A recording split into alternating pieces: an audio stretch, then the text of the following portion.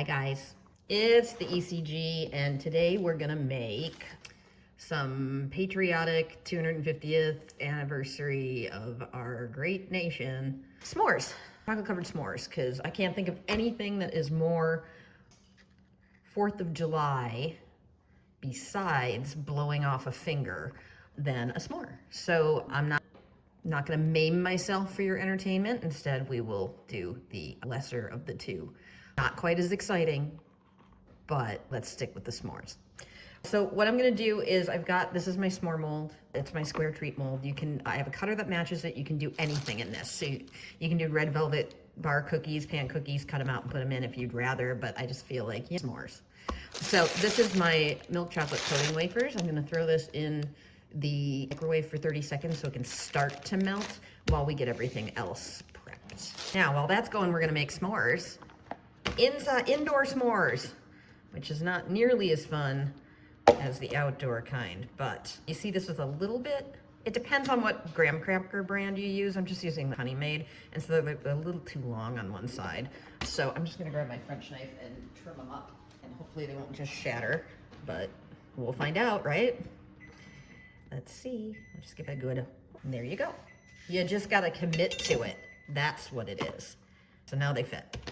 Anyway, so, I don't know why, but making that noise somehow helps.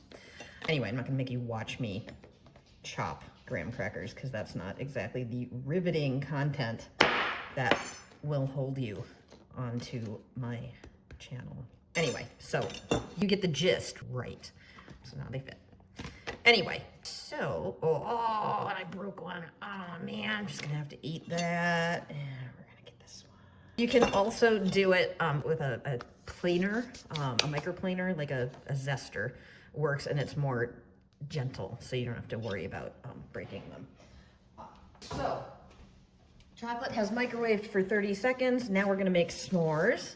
My favorite way to do this, I'm just gonna make a couple because you don't have to watch me make all four, right? Marshmallow jet puffed, which you can make by melting marshmallows and adding corn syrup if you don't have on hand, but you do have marshmallows. I've done it in a pinch and it works just fine. I'm gonna snip this. This is just one of my disposable pastry bags, which is great because it is almost impossible to clean marshmallow out of a pastry bag. And we're just gonna give it a little, there we go. Just a tiny, there. Spread that out a little bit. You can leave them like this, which is fine. But personally, I like my s'mores completely torched. So we're gonna play with the creme brulee torch. Ready? Creme brulee. Oh, I love that. That makes me so happy. You have no idea how happy that makes me. I should probably put on something other than my counter, however. I can't tell you how many times the husband comes home to disaster. So let's try it on a cutting board, a very crappy cutting board, might I add, so I apologize. It's not as photogenic as I would like, but you'll get the gist. So we're gonna torch these suckers. Oh my God, look at that. Don't get your hands. I'm gonna get my hands. Ready? It takes two hands. I will figure this out one way or another. You ready? Delicioso, kids. So these are ready to go in. Nice. Oh my God, that smell, amazing. So all we need now is some chocolate and some star-spangled goodness, and we'll go. So these are, I made these specifically for this year's big ol' exciting gala, and they're pre-cut. Let me get my chocolate and we'll see where we're at. Chocolate in microwave, it looks like this. If you flip it over, you can see what's going on the back side. So don't just throw it in the microwave and look through the window and wait for it to be melty, because it's not gonna do that. Chocolate and chocolate coating holds its shape until it is disturbed. So you could microwave it for like 10 minutes and look at the top and it would still look the same, only it would be completely burnt. So there are a few left in here, bumps and stuff. So I'm gonna microwave it for like 20 seconds more. And we got our s'mores ready. These are our ding sheets. They are edible. They do have a texture to them, so it's gonna be about like that to eat. It's kind of like maybe like fruit by the foot or something texture. So it's got a texture, but it's not bad. It's got a little bite to it. I'm gonna take these and throw these in the bottom and center them as much as I can, but really, come on, it's close enough. And this is the super exciting thing. So I'm gonna be brutally honest with you folks and tell you that historically, 4th of July is not my favorite. I'm more of a Halloween girl. And in particular, the reason is because I have had dogs all my life. And 4th of July to most dogs is like Arma-frickin-geddon. And so I spend and have spent my entire adult life hiding in my basement with a very loud movie on and all the shades drawn, trying to convince my dogs that the world is not ending. So what I have decided to do to remedy this is I'm going to make, hold on, wait, stay, I gotta get them. Chocolate. So I've decided this year I am going to all of our 4th of July sheets. We have others. We have cookie, we have round for cookies, we have Nutter Butter, we have squares. 25% of every one of these designs, the sales of that, and there are lots of them, 25% of the sales of these designs are going to go directly to purchasing dog food for the shelter, for the food shelf that I volunteer at in Bloomington, Minnesota. And every time I go in there, the dog food shelf is empty again. And I have so far brought just over 4,000 pounds of dog food in, and this is gonna keep it going. So there we go. Anyway, so you're gonna be doing a good thing for the pups by buying these. And that makes the ECG very happy and a little less resentful about the fireworks situation. So I'm gonna snip this. I'm just gonna do 2, because you don't have to watch me do this forever. They're in there. Actually, I'm gonna pause. I'm gonna make 2 more s'mores. I'll be right back. And we're back. So I have my melted chocolate coating, which does not need to be tempered, which makes me very happy. I'm gonna put in just enough to cover the icing sheet. And I'm gonna throw this on that ugly cutting board. You know what? I made a nicer cutting board. Here. Throw this on this cutting board because these molds are very floppy, and so they kind of drive me crazy, but they're amazing for everything else. So I'm just gonna hit this, put a little more. And I don't think I have nearly enough chocolate, so I'll finish the rest of that off camera as well. And then we just add our s'more. You can make these as thin or as thick as you like. It's a very deep mold. So you can make them just loaded up with chocolate, or you can go thinner. Just depends on what your personal tastes are. I have had people on these videos before say, oh my God, that's way too much chocolate.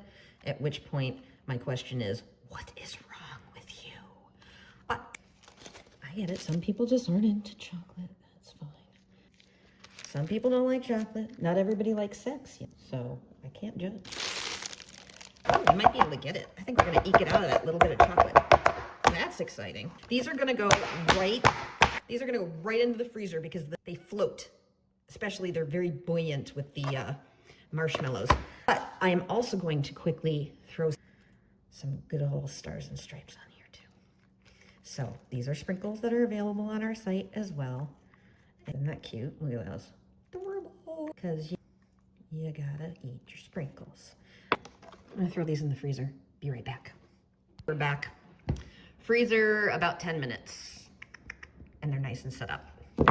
You can tell because that pops off. So I'm gonna pop these out. And you can see how thin I made that. So they don't have to be thick. Just use less chocolate as you go in. I have a lot of people ask me about that. And look at how thin that is. That's beautiful. So you don't have to always fill the mold. And there we go. Very cool. I do love how easily these things pop out. There we go. Oh, wow, that really popped out. Dang. Anyway, they're our friends. And you can see there's a little bit of chocolate that got over the edge here. It barely shows up. And so I know people ask me that all the time. What do I do about that? What you can do is just take an offset and scratch that if you need to, but really noticed it. Anyway, one last thing. So these are good to go. They're ready to roll, but I also have edible ribbon, which is just one of my favorite party tricks of all times. I happen to have a spool of the red metallic, which I think is the sexiest of all the edible ribbon. But what I had at home was the wide, and so I just cut some with a, can you believe this stuff is edible? This is insanity. So I just cut it with an X-Acto while I was freezing these suckers. And we're gonna do pretty little ribbon around ones that you can show them off. It would be pretty with gold too. I've just got a little bit of my Wicked Sticky edible glue, and we're just gonna put a little tiny bit of that on the ribbon. And it does not take a little tiny bit. And I don't know how much of this I'm gonna need either. So I think, which way do we wanna do it? I think I'm gonna cut it at a cute angle. I'm gonna cut it like that. So we're gonna make the end actually something that we want to look at. So let's see if I can figure out where this goes. So we're just wrapping it around. Super easy. If you wanna get the extra credit for being wicked awesome, do this part. And it comes on a spool of, I think, 24 yards, if I'm not mistaken. And then just cut it at a cute little angle. And then you have that little something to showcase. That's really cute. Anyway, so there they are. Ribbon, pretty. You can actually make it flip out a little bit if you want. And let's try one. Ooh, that's some stuff right there, guys. So you see how, talking with my mouth full, you see how thin that chocolate is on there? It's all up to you. Isn't life just about choices, people? Anyway, so there we go. They're pretty from both sides, and we are ready to feed some doggies. And happy 4th of July, guys.